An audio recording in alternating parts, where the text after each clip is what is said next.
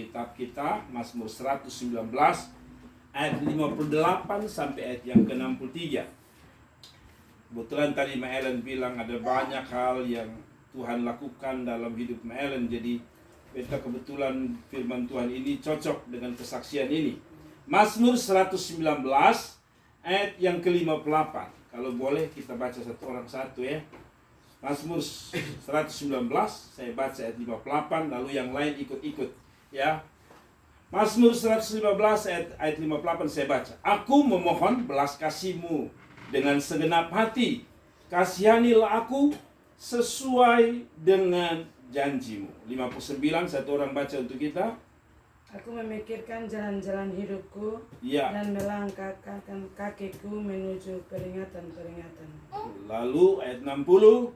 Aku bersegera dan tidak berlambat-lambat untuk berpegang pada perintah-perintah-Mu. Ya, 61, satu orang lagi. Kali-kali orang-orang fasik membeli aku, tetapi Taurat-Mu tidak kulupakan.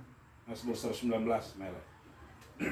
Ayat 58. Oke, ayat 62, siapa lagi? Tengah malam aku bangun untuk bersyukur kepada-Mu atas hukum-hukum-Mu yang adil. 63, ayat terakhir.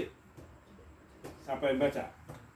Aku bersekutu dengan semua orang yang takut kepadamu dan dengan orang-orang yang berpegang pada titah-titah-Mu. Ya, jadi saya mau bawa kita untuk belajar mengenai apa itu doa yang benar. Bapak Ibu Saudara, setiap orang pernah berdoa. Doa itu macam-macam. Ada orang bilang doa syukur, ada orang bilang doa pergumulan, ada orang bilang doa apa lagi. Banyak hal, tetapi belajar daripada penulis Mazmur 119 ini, orang bilang doa itu nafas kehidupan. Artinya kalau orang tidak berdoa, berarti tidak bernafas. Kalau orang tidak bernafas, berarti orang mati. Nah, karena itu doa harus dilakukan oleh setiap orang percaya. Kenapa? Karena pertama doa adalah nafas. Yang kedua, Tuhan kita, Tuhan Yesus itu mengajarkan salah satunya adalah doa Bapa kami, betul ya? Tuhan selalu mengajar tentang doa. Nah, doa ini penting. Kenapa doa ini penting? Karena doa ini saya selalu bilang, doa ini mampu melakukan sesuatu yang waktu kita tidak bisa buat apa-apa.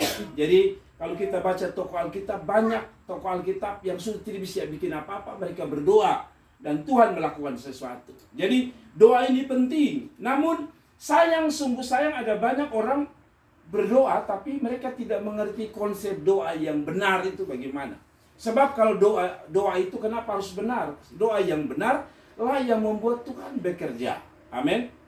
Jadi begini, cara yang benar tentu menghasilkan sesuatu yang benar juga.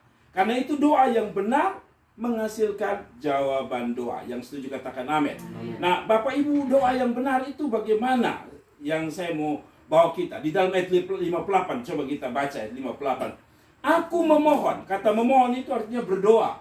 Kata berdoa itu dia katakan gini, aku memohon belas kasihan-Mu dengan apa?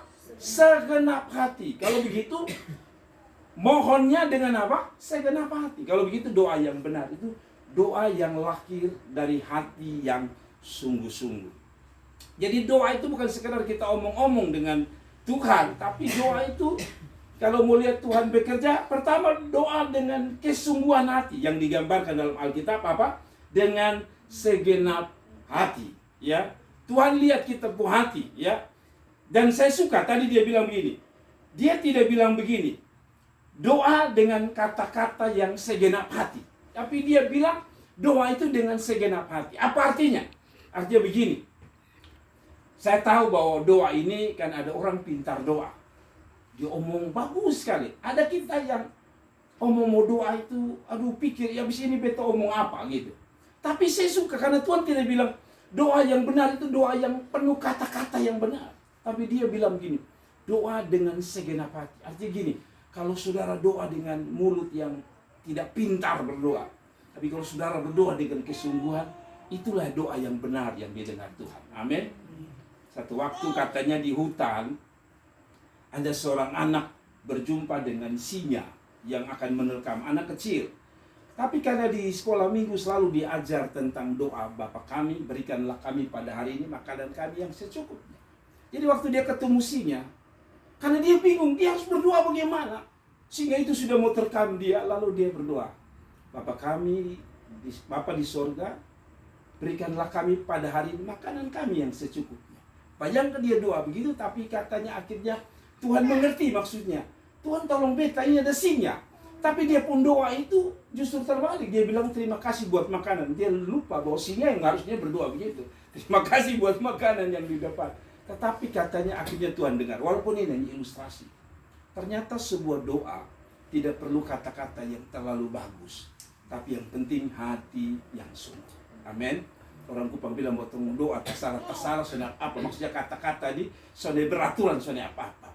Tapi yang penting hati ini beraturan. Yaitu hati yang sungguh-sungguh. Jadi mama dong, berdoa itu walaupun kata-kata tidak sesempurna orang, mungkin seorang pendeta. Tapi kalau itu lahir dari hati saudara, dari hati dari mama-mama, pasti Tuhan jawab. Amin. Saya punya teman, saudara-saudaranya jadi orang luar biasa.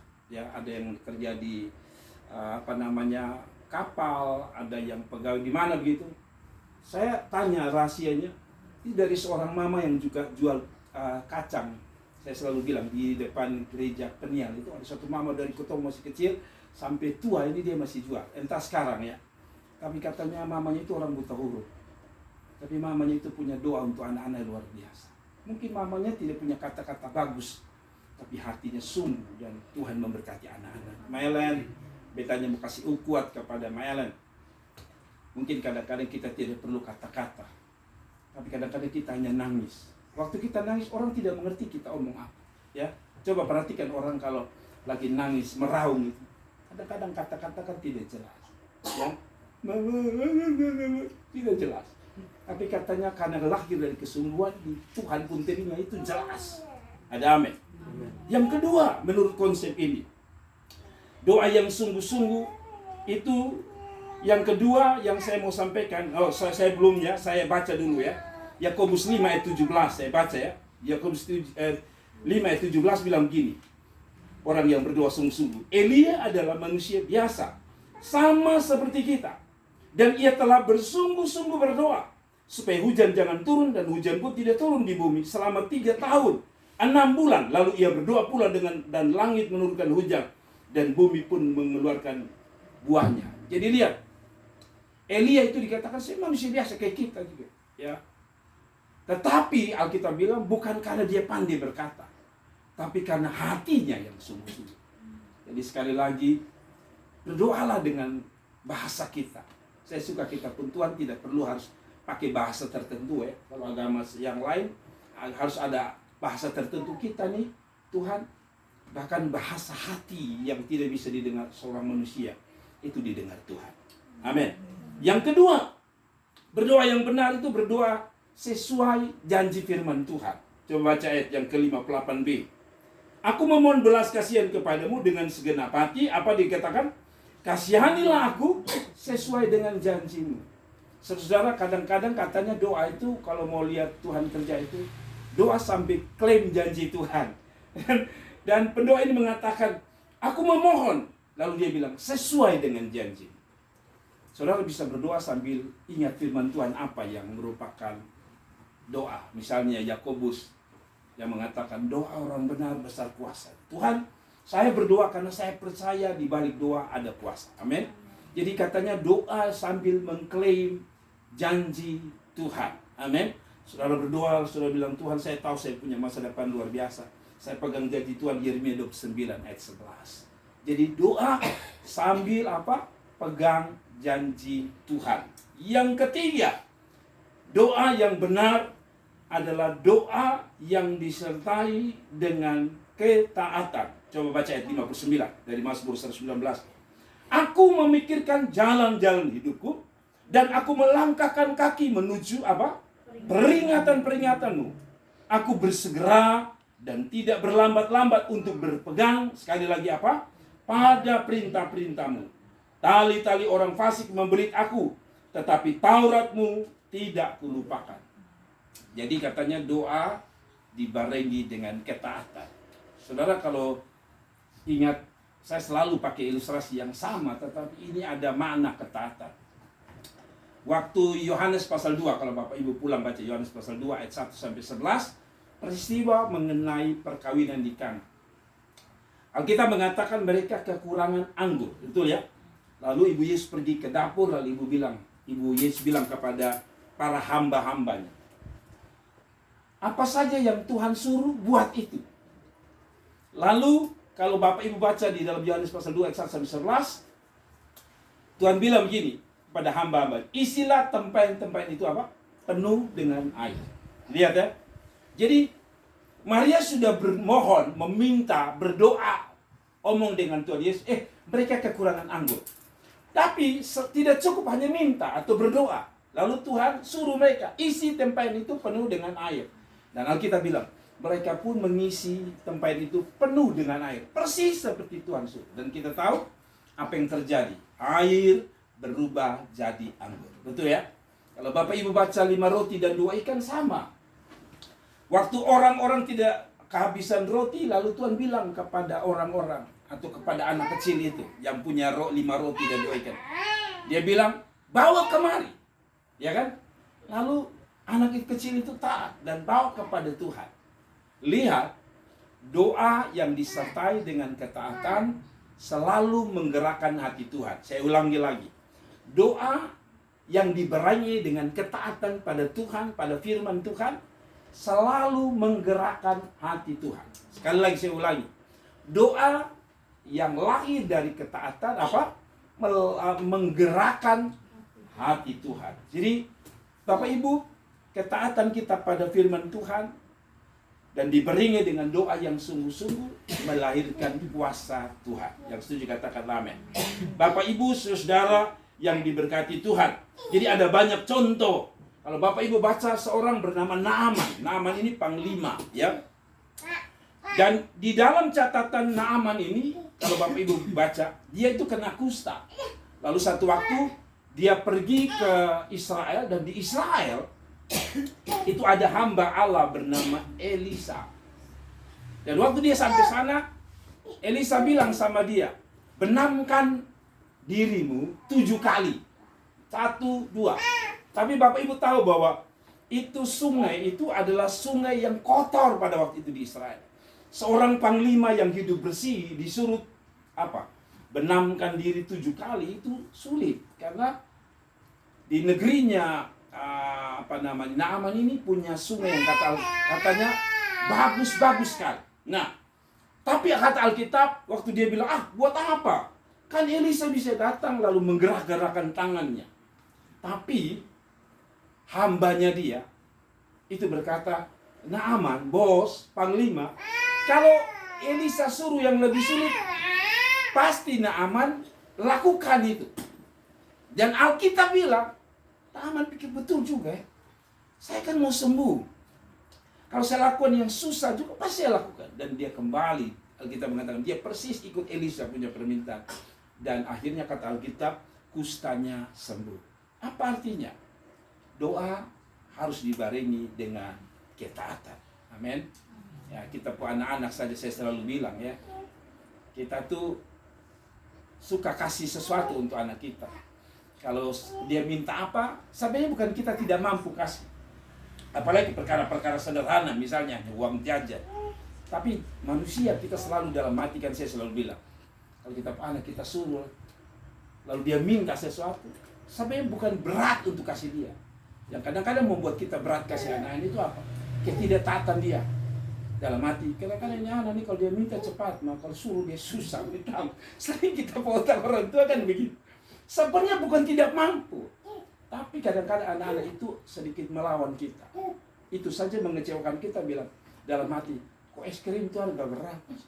Sebenarnya kan es krim itu ringan. Tapi karena kepala batu kita bilang, malas kasih sendiri, jangankan es krim, dia pulih di Tuhan kasih juga. Tetapi maksud saya begini, ini hanya ilustrasi. Dalam Tuhan juga gitu. Ketika kita taat sama Tuhan, sebenarnya Tuhan itu bukan tidak mampu, dia bisa. Tapi dia mau kita taat. Amin. Dan yang terakhir, berdoa disertai ucapan syukur. Kadang-kadang doa itu 1 minggu, 2 minggu, 1 tahun. Doa tidak dijawab-jawab. Katanya doa itu harus dibarengi, bukan hanya sekedar minta. Tapi kadang-kadang kita harus bersyukur. Walaupun kita belum lihat apa itu yang kita doakan belum terjawab. Coba kita baca ayat 62. Tengah malam aku bangun untuk apa? Bersyukur kepadamu atas hukum-hukummu yang adil. Jadi Bapak Mama, kalau doa-doa belum dijawab, jangan marah Tuhan, jangan berhenti berdoa. Tapi dia bilang berdoa dengan apa? Bersyukur. Saya cerita, ada satu cerita. Hanya saya lupa namanya, tapi tangkap saja ceritanya. Jadi ada seorang hamba Tuhan, misionari begitu. Dari badan misi, ini ceritanya ada di luar negeri, tapi saya lupa di mana gitu.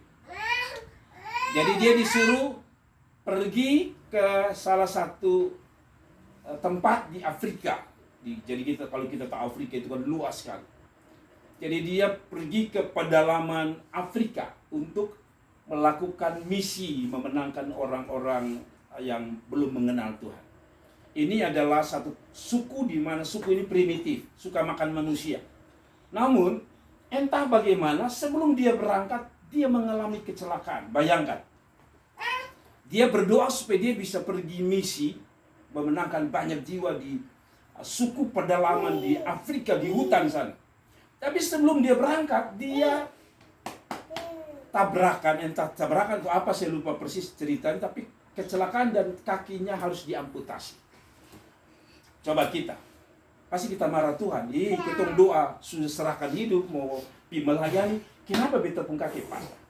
Tapi Tuhan ajar dia bersyukur. Pasti ada maksud Tuhan. Jadi akhirnya satu waktu dia bersyukur, dia bilang, Tuhan saya bersyukur, saya pun kaki putus. Dan akhirnya dia tetap pergi ke Afrika.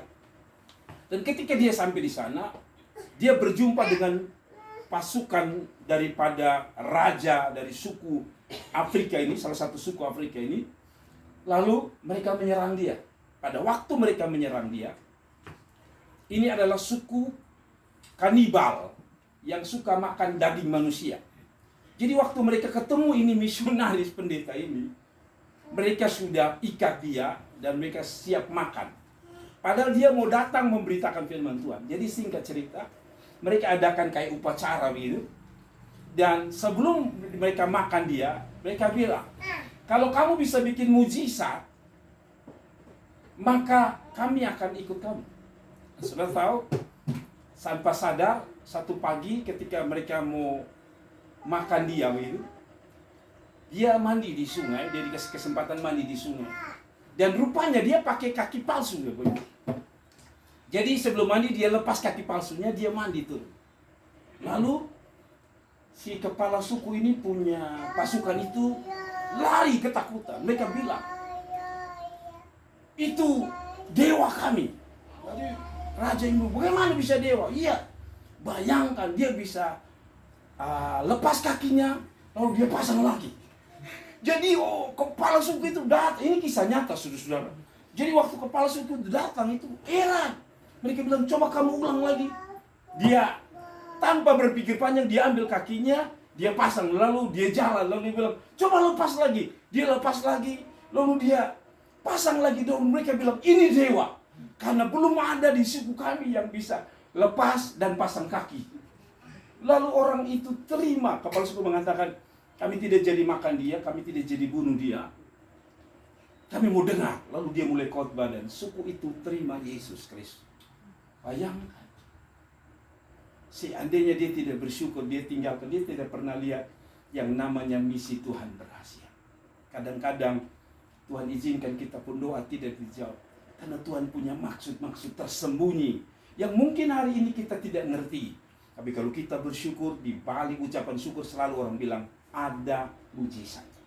Di balik ucapan syukur ada rencana Tuhan yang agung. Mari kita doa dengan cara benar. Tanpa kata-kata yang benar, namun dengan kesungguhan hati menggerakkan hati Tuhan. Kiranya Tuhan memberkati, tunduk kepala kita.